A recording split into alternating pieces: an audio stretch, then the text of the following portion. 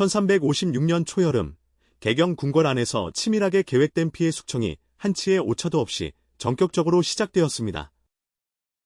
원나라 황후의 오빠로서 20년 가까이 고려 조정을 소나기에 쥐고 흔들어온 권력의 화신 기철이 단 하루 만에 처단되었습니다.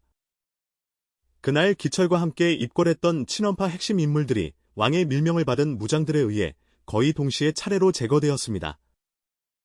고려 조정의 그 누구도 온화해 보이던 공민왕이 이토록 냉철하고 결연한 실행력을 갖춘 군주였다는 사실을 미처 알지 못했습니다. 오늘은 재위 23년 동안 원나라의 간섭을 걷어내고 자주개혁을 추진한 공민왕의 파란만장한 생애를 따라가 보겠습니다. 공민왕은 1330년 충수강의 둘째 아들로 태어났으며 어린 시절부터 원나라 수도 대도의 볼모로 보내진 왕자였습니다. 당시 고려 왕실의 왕자들은 원나라의 통제 아래 반드시 대도에서 일정 기간 거주해야 하는 불문율 같은 관행이 존재하였습니다. 공민왕은 10대 초반부터 무려 10년 가까이 대도에 머물며 원나라의 언어와 문화, 그리고 황실의 복잡한 정치 역학을 몸소 배웠습니다. 이 시기는 비록 불자유스러운 볼모 생활이었지만 공민왕에게는 훗날 원나라를 상대할 전략적 안목과 인내심을 기르는 시간이기도 했습니다. 흥미롭게도 공민왕은 대도에서 탁월한 예술적 재능을 꽃피웠는데 그의 그림 솜씨는 원나라 황실에서도 극찬을 받을 정도의 수준이었습니다. 대도에 머무는 동안 공민왕은 원나라 위왕 보탑실리의 딸 노국대장공주와 인연을 맺으며 혼인하게 되었습니다. 역설적이게도 훗날 반원 개혁의 기치를 올린 공민왕의 왕비가 원나라 황실 혈통의 공주였다는 사실은 매우 흥미로운 역사의 아이러니입니다. 노국대장공주는 단순히 정략결혼의 상대가 아니었으며 기록에 따르면 공민왕과 진심 어린 사랑을 나눈 각별한 동반자였습니다. 이 결혼은 훗날 공민왕이 반원 정책을 추진할 때 원나라 황실이 직접 군사적으로 개입하기 어렵게 만드는 중요한 외교적 안전핀이 되어 주었습니다.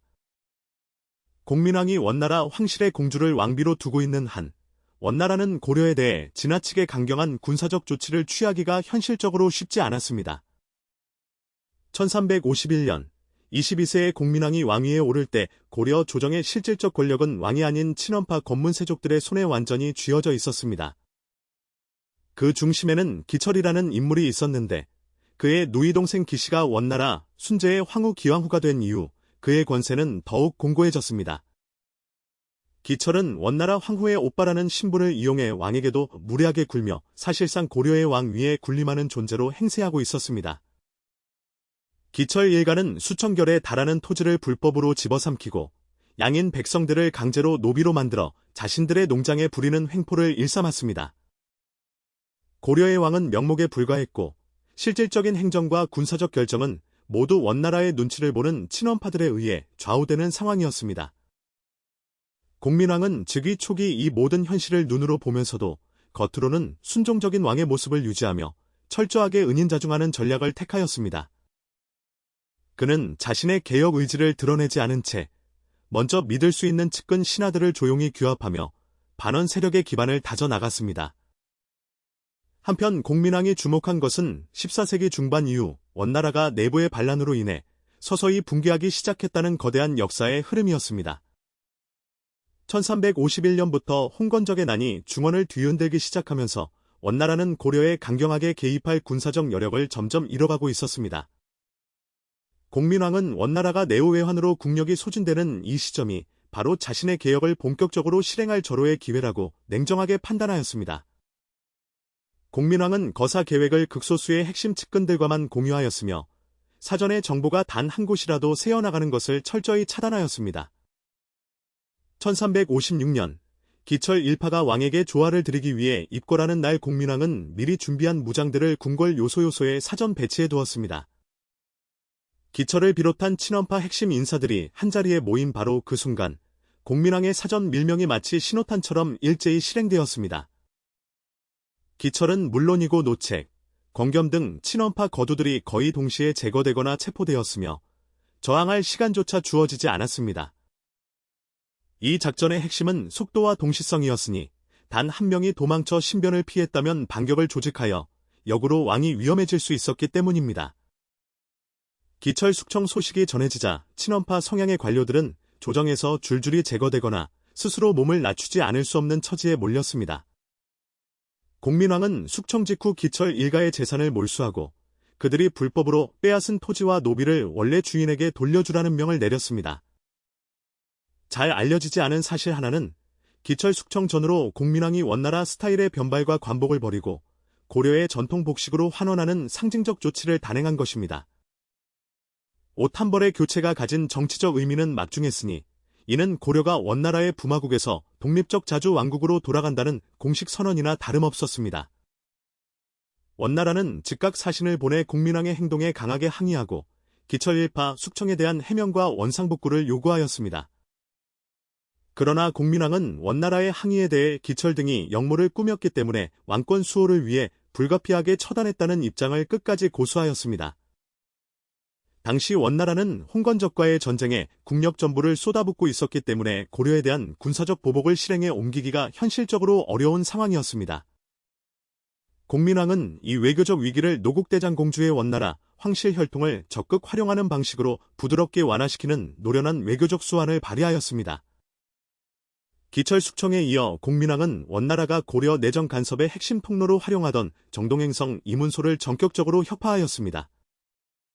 이문소 협파는 원나라가 고려의 사법과 행정에 직접 개입할 수 있는 제도적 창구를 완전히 막아버리는 결정적 의미의 조치였습니다. 친원파 숙청과 이문소 협파를 단행한 공민왕은 곧이어 상성총관부 수복작전을 전격 지시하였습니다. 상성총관부는 오늘날 함경남도 영흥 일대로 1258년 고종 제위 때 원나라에 빼앗겨 무려 98년간 직할 지배를 받아온 고려의 옛 땅이었습니다. 이 땅을 되찾는 것은 단순한 영토 회복 이상의 의미를 지녔으니 원나라 지배 아래 있던 고토를 수복함으로써 자주 왕국의 기상을 만천하에 선포하는 일이었습니다. 상성총관부 수복작전에서 결정적 역할을 한 인물은 이자춘이었는데 그는 총관부 내에서 천호, 나는 원나라 측 관직을 보유한 인물이었습니다. 이자춘이 원나라 소속 관직자임에도 공민왕에게 내응하기로 결심한 배경에는 그의 가문이 원래 고려 혈통이었다는 정체성과 공민왕의 치밀한 회유 외교가 있었습니다. 이자춘은 총관부 내부에서 내응하여 문을 열어주었고 동시에 고려 정규군이 외부에서 공격을 가하는 내외 협공 방식으로 총관부는 신속하게 무력화되었습니다. 상성총관부 수복에 소요된 시간은 예상보다 훨씬 짧았으며 이는 내부 협력자 이자춘의 역할이 전략적으로 얼마나 결정적이었는지를 잘 보여줍니다.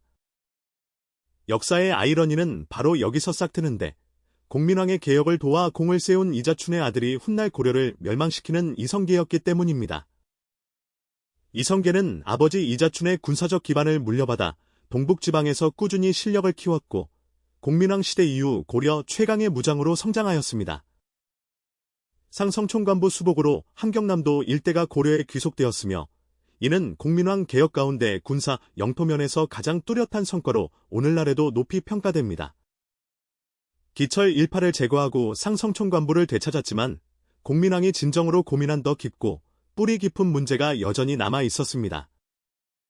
고려 사회의 근저에는 수십 년간 켜켜이 쌓인 토지 겸병 문제와 양인 백성이 강제로 노비로 전락하는 문제가 단단히 뿌리내리고 있었습니다. 친원파가 사라졌어도 건문세족들은 여전히 막대한 토지와 노비를 통해 지방의 경제적 지배력을 유지한 채 왕의 개혁 의지에 조직적으로 저항하고 있었습니다.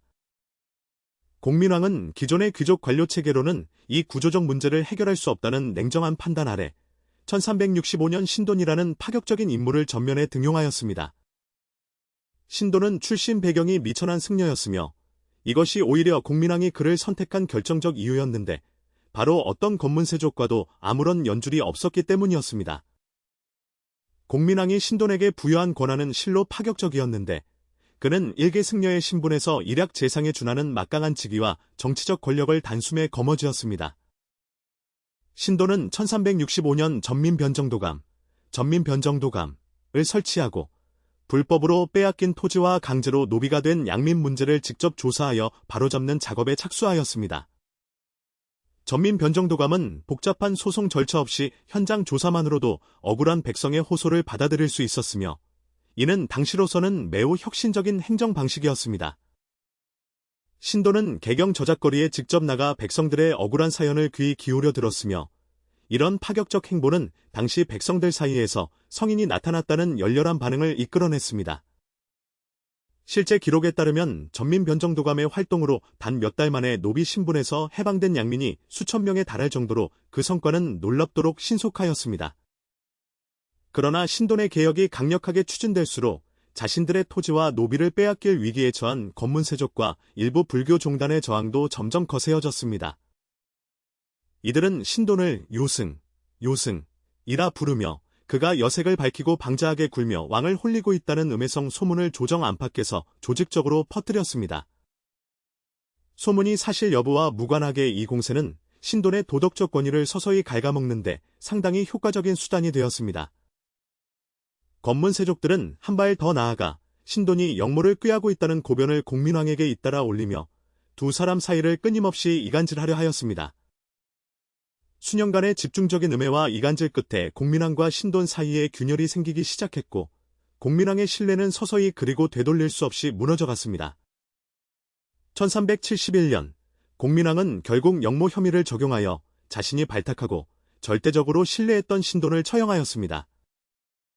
신돈의 죽음은 단순히 한 인물의 제거가 아니라 공민왕이 그토록 공들여 추진해온 아래로부터의 사회개혁 에너지가 근본적으로 소진되었음을 의미하였습니다. 전민변정도감은 신돈 처형 이후 사실상 기능이 중단되었으며 권문세족들은 다시 빼앗겼던 토지와 노비를 회수하기 시작하였습니다.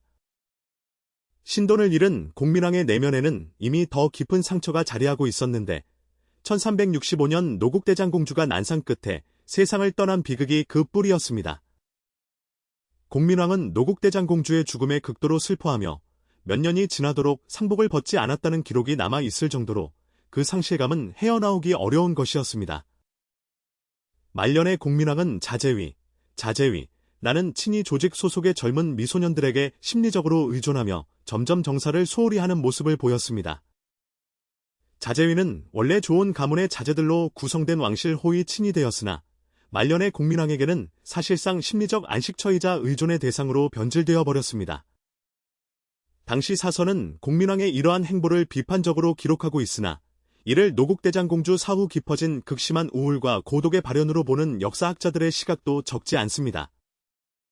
결국 1374년 음력 9월 자제위 소속의 최만생과 홍윤 등이 공민왕을 침소해서 시해하는 충격적인 사건이 고려 조정을 뒤흔들었습니다. 공민왕은 향년 44세의 나이로 자신이 불러들이고 아낀 측근들의 손에 의해 23년간의 파란만장한 재위를 비극적으로 마감하였습니다.